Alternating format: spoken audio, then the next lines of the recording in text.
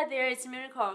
Today I will continue my review for Women's Press for Fiction 2018, and my cats are fighting every time I film a video, so excuse for any noise. Since the shortlist has already been announced and I feel like I have too much to say to put 3 reviews into one video, I think I'd better to do them individually. And today I will review When I Hit You, or A Portrait of the Writer as a Young Wife by Meonicorn. First of all, I think it's a brilliant book, and it opened my eyes in many ways, but it also has the ability to make me feel related because the narration are very realistic. Our protagonist told her story as an observer, and her clear but painful tones drag you into the book. The flow of the words and the special plot development, or I should say the lack of significant plot development, make you feel that you are walking in her mind. But the looming of the plot was not a bad thing at all. It gives the story a special touch and brings a whole new level of enjoyment.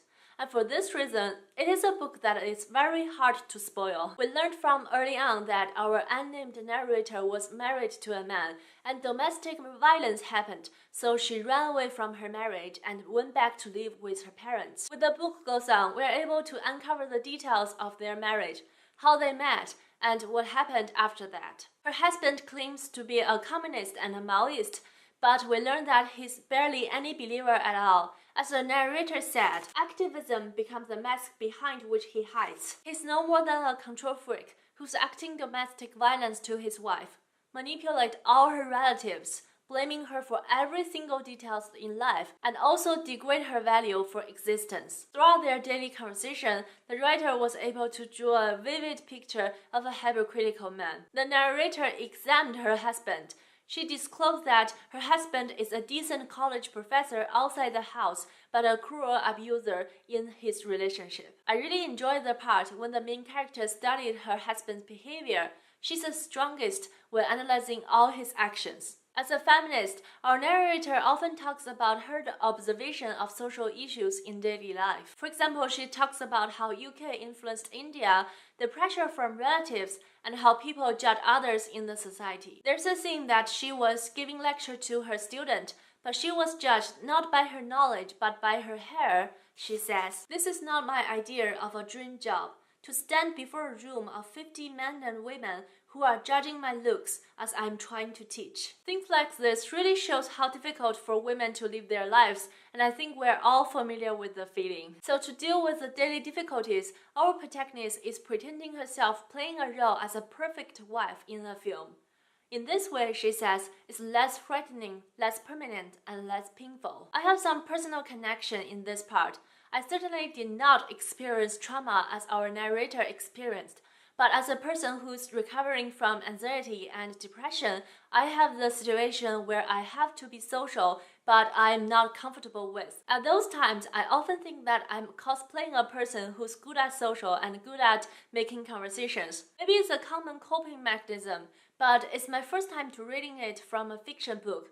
So at this point, I feel like I'm understanding the narrator more, if that makes sense. Besides her own story, the narrator also talks about the interactions between her and her parents. It brought me a smile or even laugh out loud every time her parents appear in the book, especially her mother. You may think that a book full of trauma like this can never be delightful, but the author proves you wrong. She's able to write a pair of traditional parents who try to protect their daughter in an understandable way but also hilarious. By the way, I do want to mention that from the contrast of the father and the mother, we can tell that how a male-dominated society shapes women and men in different ways. And speaking of writing, the narrator is a writer and also a poet.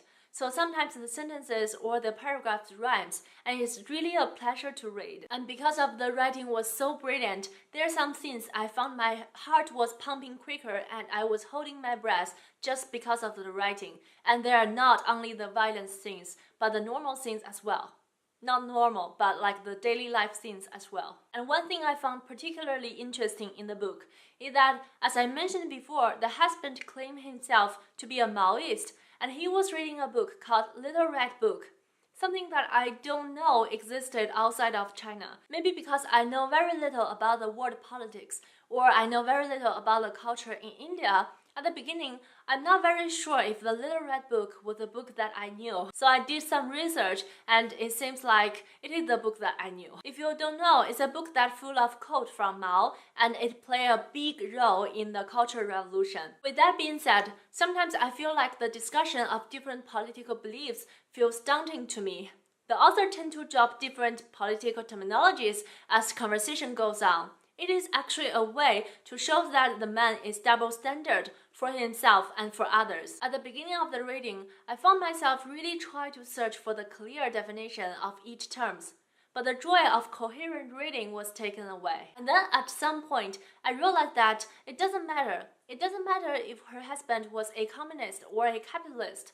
He stands for all the abusive men, and my enjoyment level was boosted up after that. And for the side note, I also love when the author addressed that victim blaming is not just as simple as blaming the victim. It's more complicated. For example, people tend to have many excuses for the abuser, but the victim needs to be a perfect human being to stand up for herself. The author says in the book, they lack the insight that a woman being abused can mostly trust only one person for help, herself. This statement is so simple but also so heartbreaking. Overall, I think this book is brilliant, again, heartbreaking and also powerful.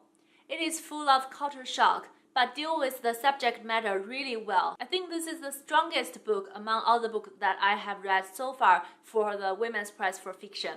So I really loved it. And I hope you enjoyed this review. Let me know if you are planning to read this book or if you have already read it, do you like it? And thanks for watching.